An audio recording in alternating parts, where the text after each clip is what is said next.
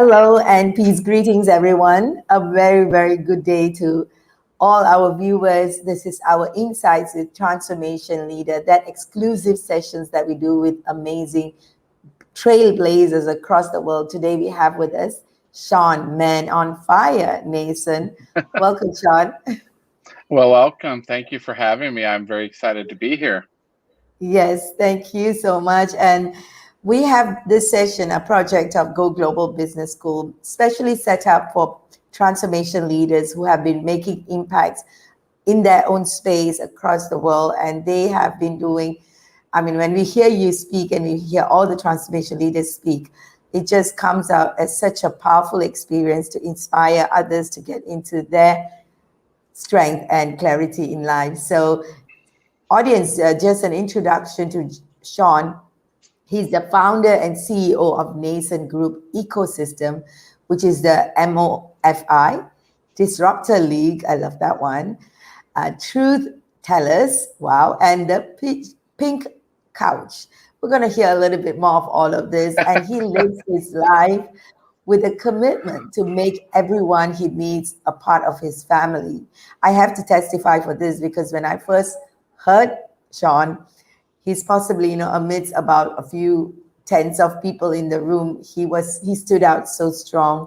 His voice and his sincerity in, communicating was so powerful. And Shawn's on a mission to disrupt the status quo by daring change makers to pour their hearts into their work while doubling down on a commitment to humanize the consumer and employee experience. We're going to hear a lot about what Shawn does in terms of his space of uniqueness as a best-selling author and the work he does. Thank you so much, Shawn, for your time to be with us.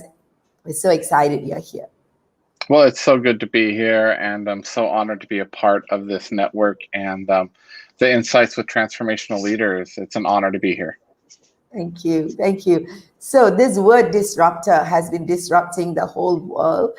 So tell us, who is a disruptor? Yeah, so, I believe everybody has the innate ability in their life to be a disruptor. We all, I know you are in Singapore, I'm in the United States. We've all lived this last year in mass disruption, right? So we woke up one morning and all of a sudden this thing called COVID, was on the news. And before we know it, within 2 weeks, the whole world was shut down into this massive disruption. And we have a saying within MOFI and within the Disruptor League that you either disrupt or be disrupted. Guess what? We were all disrupted. Every industry, every business, every leader was disrupted. And so who is a disruptor? It's everybody. It's every person. It's anyone out there. It's your choice on what you do with disruption. If you really lean into the full power of disruption, in my opinion. Yeah, and when we talk about it in terms of disrupting, you said it like either you are disrupted or you are the disruptor itself. So in this instance, why is disruption the status quo, right? Why is it needed to, I'm going to rephrase that, why the need to disrupt the status quo? Why do we need to disrupt? Well, I think it's, at least for us here in the United States, we have spent a great deal of work in my time in the healthcare space. And healthcare just doesn't have to be what it is. It's broken. It's falling apart. It's not meeting the needs of our population, our citizens. It has disparities across the board. And it just makes no sense to me. So when I start talking about disrupting the status quo, what I'm talking about is just don't be comfortable with the way things are. Last year, in the middle of this, I sat down with two incredible colleagues and friends of mine, and we actually wrote a book called Kiss Your Dragons. So, and yes, these are Post-its because I even put Post-its within my own book that I wrote because I still talk about it. And the subtitle to the book is Radical Relationships, Bold Heart Sets, and Changing the World. And I believe that in each one of us, we have the ability to change the world and however we want to do it. Whatever industry you're in, Can you say that with radical relationship? radical relationships, bold heart sets. And I'll talk a little bit more about that one, and then changing the world, right? So the book is a concept around, you hear us talk a lot, Doctor, around mindsets, right? Like we have all these mindsets and we hear it in thought leadership, we hear it in everything that we do. But listen, mindsets can change. And in this book, there's an old spiritual quote from a Native American tribe called the Sioux tribe. And it says, the longest journey in life is from your mind to your heart. So unpacking that, in our mind, we can change our mindsets. I'm a lifelong learner. You see all kinds of stuff behind me. I have books all over my desk. I'm constantly learning, and that causes my mindsets to evolve. Yeah. What doesn't change is my heart sets, the core of who I am, and how I want to move and how I want to be. And so the book, when we talked about Kiss Your Dragons, it's really about finding your inner fire, we talk about a swarm in this book. So a little dragon folklore, I guess, is there's a saying, and you've probably heard it even said on Clubhouse a couple times, that your vibe attracts your tribe, right? So that's true. Your vibe does attract your tribe.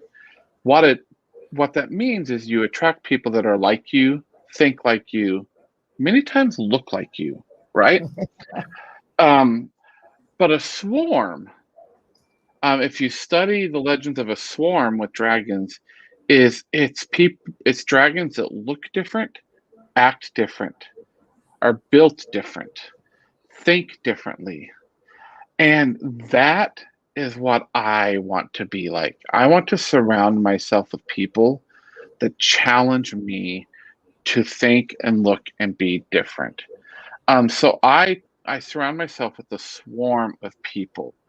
And the whole premises of Kiss Your Dragons as well is, and this goes back to challenging the status quo totally, is that we are taught, you'll hear people say, go slay your dragons. So go slay and go kill the things that you fear or that you're scared of or that are intimidating to you. What I actually am talking about, and this comes from a movie, if you've ever watched the movie How to Train Your Dragon, there's 3 dragons, there's Hiccup and Toothless. This young man was a barbarian, was part of a Celtic society. They killed dragons. They slayed dragons. That's what they did. What he did is actually leaned in one day and trained this dragon. And ultimately, by the time you get to the 3rd movie, that's where the impact is they started using dragons to change society. They became friends with dragons. They used them. They no longer killed them. They flew on them. Imagine the world we could live in today if we just leaned into our dragons, leaned into people that thought differently, that looked differently. And there's a saying, and I don't know if it's true in Singapore, but there's a saying here in the States that says that I will agree to disagree with you. Yes. Right? What I realized is that's a horrible statement, especially as leaders. Because actually what I'm going to say is I'm going to agree to respect you. And your opinion may be different than mine, but I need to sit and I need to listen. And I need to see how that impacts my opinion, what I'm talking about, what I'm doing. Imagine if we would just do that in the world today, what a different world we would look at. That to me is disrupting the status quo. That is so powerful. At the end of the day, when we can allow that to happen to every human being, right? It's not about agreeing to disagree. I just love it. Agreeing to respect and accept what the other person's view is, and that's how we can build a more cohesive ecosystem, right? And you have an interesting ecosystem. Tell us about this nascent Yeah. ecosystem that you're talking about. So in the Nason Group ecosystem, there's a consulting group called Mofi, MOFI. You can go to mofi.co. And it is a boutique consulting firm that really does work with organizations to challenge the status quo, and to disrupt or be disrupted. We're an experience-based, life-centered experience-based company. We do our methodologies based in human-centered design. So it's all about the human. And it's about creating experiences, whether you're in retail, in finance, or in healthcare. How do you, as a solopreneur, an entrepreneur, or as a major corporation, how do you look at your consumer, your associates, your business, and base everything around the experience, not as much around the numbers? That's what Mofi does. Disruptor League is our league of about 60,000 disruptors across the world. It's a global organization. We have a LinkedIn group, we have a Facebook group, we have Twitter, and we just started another network within Mighty Networks where there's a training piece to it. And again, you can go to disruptorleague.com for that. That's where we want to solve big, hairy problems. And we want to help. And we want to bring, just like you're bringing this amazing group of transformational leaders together, we want to bring disruptors together to work together and to provide a safe place for them. And then our other two pieces of that is Truth Tellers. Truth Tellers is a movement that we started in October of 2019. In particular, there was a pandemic happening in the world already, and it was around loneliness, and particularly in men. So there's a lot of great women's work. I know you do some great women's stuff with what you do.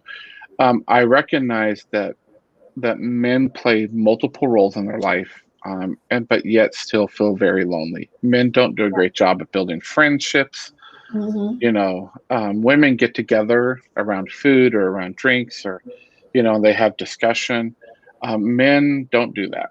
So we launched Truth Tellers, and we've launched that within Clubhouse, and we have a whole website and another Mighty Networks that we do, and we do different groups through the week, and are now rolling out trainings and classes.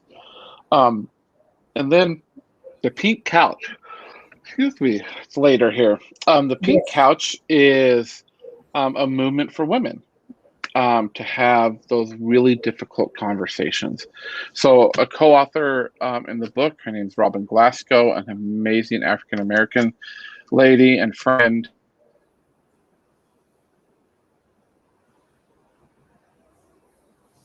Shawn, we lost you. So we're going to have him back in a while. We can just hold on there. Primarily, I think this is an exciting conversation we are having with Shawn, because his work on these few areas with the ecosystem is just mind-blowing. We have put his website together with his LinkedIn contact, his Instagram contact, and his website into the space. So yes, I was just sharing about your contact details available as well. Oh yeah, I am so sorry. No problem. So the Pink Couch is just a spot to have those really difficult conversations around really difficult things as well for women. So we have this social movement within us. We have this consulting piece, and then we have this Disruptor League. So and when I was thinking, they're trying to get connected again around transformational leaders. And something we wrote in the book that I really want to make sure that your audience understands is, as leaders, as disruptors, I believe there's three simple points. And I want to read to you just something, and it's really important to me. That's why I keep the book here, because I want to read it like it is. It's this concept that says radical relationships are about depth and authenticity, boldness and heart. This is about taking the time to sit with people you don't usually sit with. This is also about sitting in the mess, even when every ounce of your being wants to run and hide. Done well, radical relationships give us confidence and energy in the face of ambiguity, confusion, difficulty, danger, and even despair. And so, to your leaders that listen to this group, I say this: every leader needs to learn to be transparent. So, when you struggle, tell them you're struggling. When things are good, tell them it's good as a business. You need to build those radical relationships that I just talked about. And most importantly, and this goes back to what I was talking about with respect, you've got to love people. I don't see how you can be a leader and not love people. And that's what our whole ecosystem is built on. It's Yes. really built out of love and love for Yes. people. Wow, wow. So that leadership to be transparent, create radical relationship, and love people. That's what it is. Yeah, I love it. Yes, Yeah. yes, and I love it too. You know, the conversation what we are having, it's so empowering. At the end of the day, we are getting people to have their own breakthrough. So, what is the breakthrough needed in order for us to live life to the fullest? What do you think? I think it goes back to those 3 points, right? Like, I think the breakthrough is that we need to be transparent, that we need to love people, and that we need to build those radical relationships. And I think if we do that and we respect people where they're at, we're going to see a mighty breakthrough needed. Yeah, But it's going to change how we think about leadership, right? It's no longer just looking as leaders around revenue or profit margins or growing the business. It's getting back to the human, and that's really important to me. yeah. You know, human relationships are strained right now in many ways. So I'm just curious, what are you feeling about what's happening in the world right now in terms of, you know, the inability to connect? Yet there is so much of connection happening in the world. I feel like we won't be sitting in this session. I wouldn't even have thought of creating insights with transformation leaders if not for what has happened. So, what is your take on it, and how people are viewing life? Yeah, I would say this is I'm heartbroken. I'm heartbroken that we've got to a place that we have that much disrespect for people. I Mm, don't get it. I'm to the point where I don't turn on the news anymore with the mass shootings that are happening here, in our country, and how everything has become political. And mm, this is not a word, but politicalized, right? Like, we can't even have a conversation without it mm, turning into something political. mm, And I just didn't grow up that way. I grew up that you respected both sides of opinions and you found a common middle ground that you can move forward with. And I honestly have to say this: I respect that more on a global perspective. So I've traveled to the Middle East, traveled to Europe, I've been in Asia. I think they actually do it better than we do here in North America. mm, mm. And I think like what you said is also the culture, and many people have the challenge, like, very quite a lot though, but very few people in context to the number of people in different cities. We tend to limit ourselves because based on our upbringing. In the event our upbringing didn't support that, then we are in a different reality, Yeah, right? right. And yeah, I just keep every day it's a little bit more heartbroken about how much we don't appreciate human lives. Um, and the comment, what's amazing is in our differences, there is such commonality. Um, but we have to learn to respect each other. I love it when you say that the importance of respect is, it cannot be undermined or understated, No. because through respect, everything else comes through. Can you share with us some things that we can do to, in the space of respect? Maybe just some, I don't Yeah, know. you know, practice empathy. I'm a huge believer in empathic leadership and in empathy, and knowing um, knowing where people are and meeting them where they're at. Um, because I honestly believe this, and I may be an absolute fool when I say this. I don't think people mean to be disrespectful. I really don't think people are born to be mean. I think because of their circumstances in life, maybe somehow or another they've become that way. And I just wish we could be more empathy driven in our cultures, um, and particularly here in the States. It, I don't see much of it, honestly. I love it when you say practice empathy, because then it's a skill that you can acquire. You Yeah, made it look like that, and the truth of the matter, when you're saying that, it's a vicious cycle we are stuck in. If you don't practice empathy, the people are mean, they do what they do, and then because of what they do, you can't practice empathy, you get angry, so it goes on and on. So you want people to disrupt the cycle and start with that part of the work about practicing empathy, which kind of creates a new version of the cycle. yeah, And the most toughest thing is to practice empathy in a space where you can't possibly feel empathize with someone who is being mean or angry or whatever, right? yeah, yeah. It's not. And now, listen. What I didn't say is that it's easy, right? But I believe it's what we need to do. Thank you so much, Shawn. It's really, really enlightening to have you in our show and share with us all this amazing ecosystem you're doing up to transform people's life, and the way that you're impacting people globally is a real inspiration for us. Is there anything else you'd like to leave our audience with today? I would just tell them to, go kiss your dragons. You can go on Amazon. You can find this. We actually built some resource kits around it too.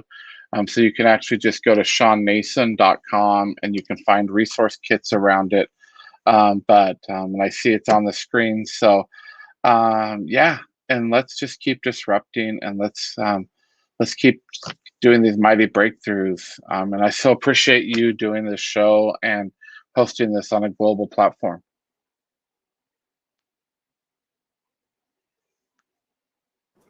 Thank you so much. And it's really, really a wonderful opportunity for us to serve you and have you share with our audience your beautiful life and the mission that you're on as well. So, once again, dear friends, this is an amazing opportunity to share this inspiration with your friends while you breathe this in, right? So, share this with everyone, and we look forward to seeing you in another session with another transformation leader inspiring the world. Thank you. This Thank is you. Azeeza. Thank you so much.